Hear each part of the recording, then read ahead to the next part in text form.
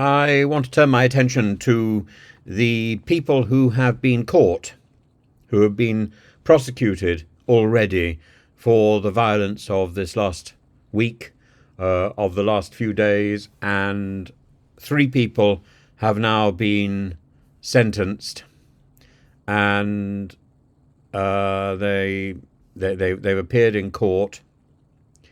And Angela Rayner and the Secretary of State for Northern Ireland, Hillary Benn, have both made pronouncements in the last 4 or 5 minutes about these events.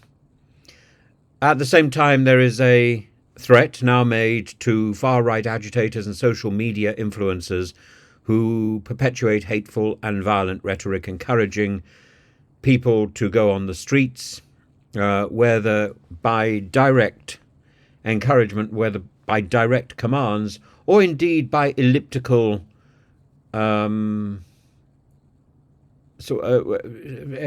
hints, by questions, by sloganizing.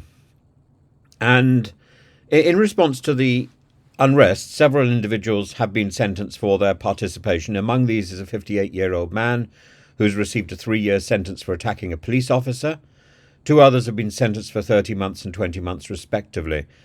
As the regional prosecutor put it, this is merely the tip of the iceberg, indicating a broader crackdown on those who engage in such criminal activities.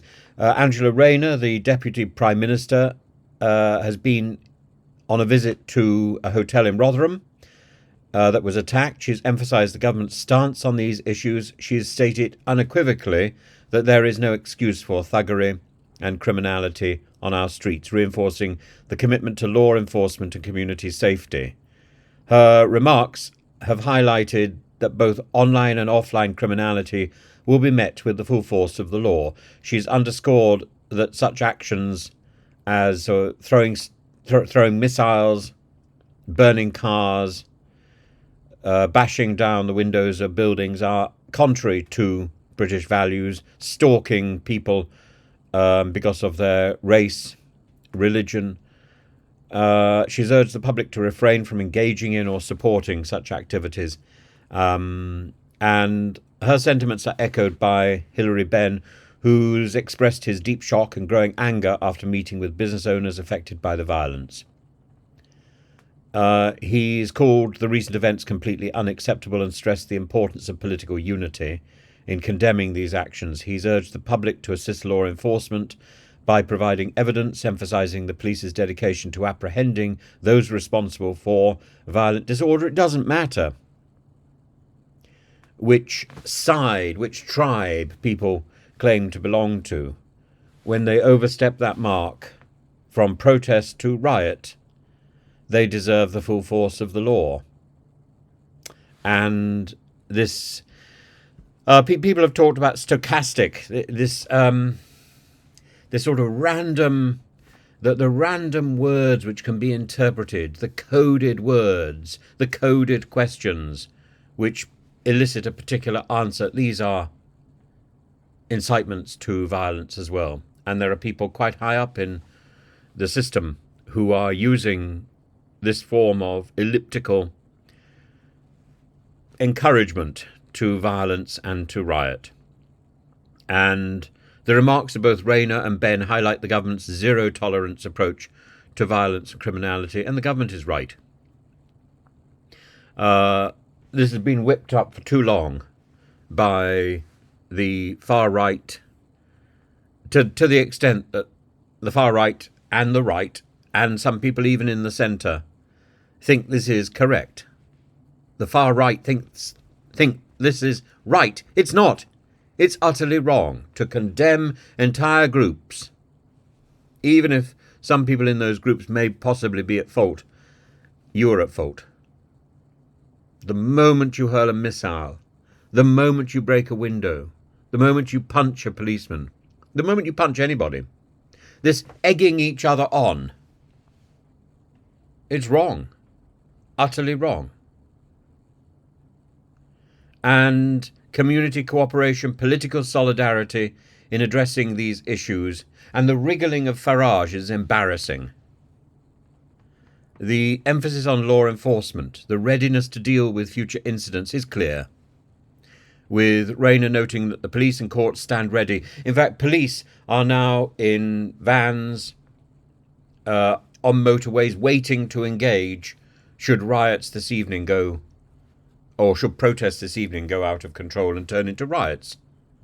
They are ready to handle any further unrest. But the immediate response to the riots, there's a broader issue at play, the role of far-right agitators, social media influencers, stoking these flames. Figures like Tommy Robinson, Andrew Tate, Nigel Farage, even Elon Musk must have been implicated.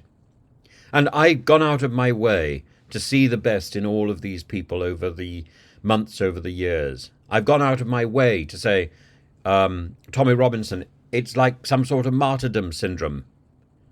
He's calling attention to himself. He doesn't deserve all these police running after him, wasting police time. But the provocative, constant trickle of hints, and without the condemnation that this is wrong, the silence of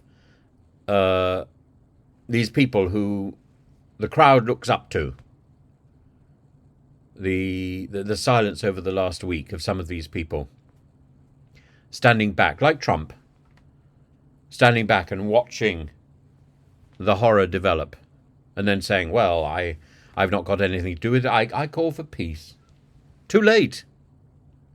Too late. People hang on a gesture. They hang on an eyebrow. They hang on a hint because they want to get out there.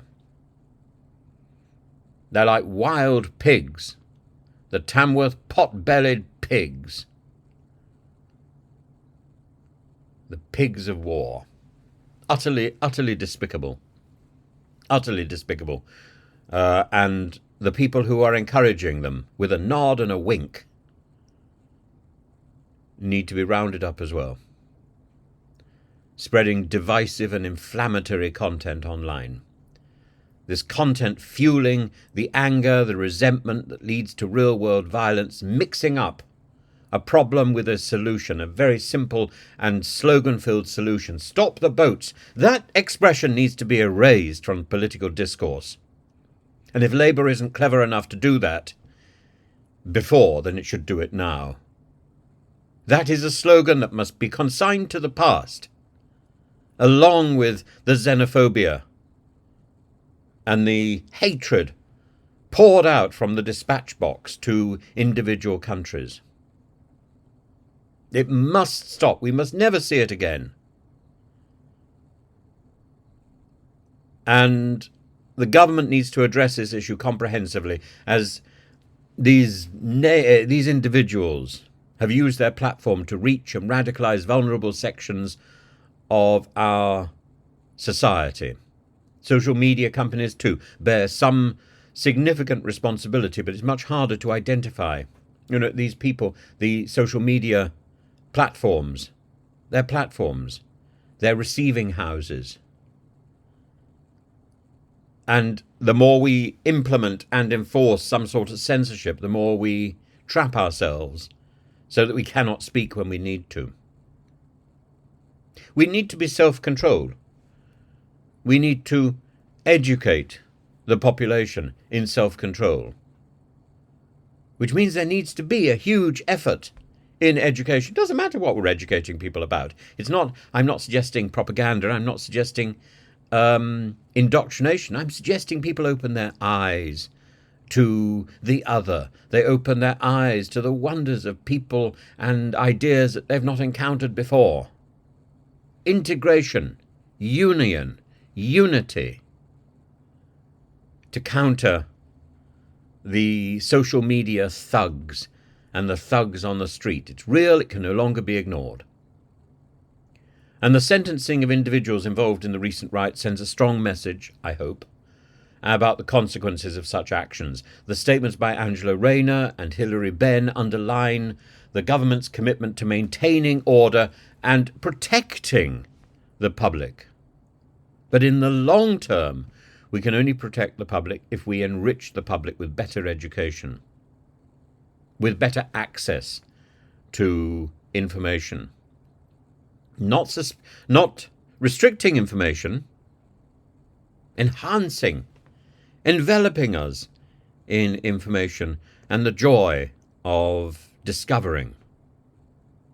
Only with information can we truly be free.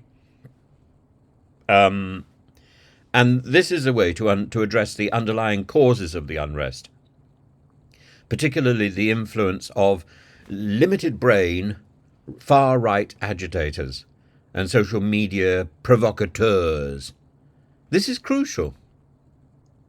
Only through a combined effort of law enforcement, political unity, education, responsible social media governance, responsible social media activity, responsible social media output can we hope to prevent such violence in the future.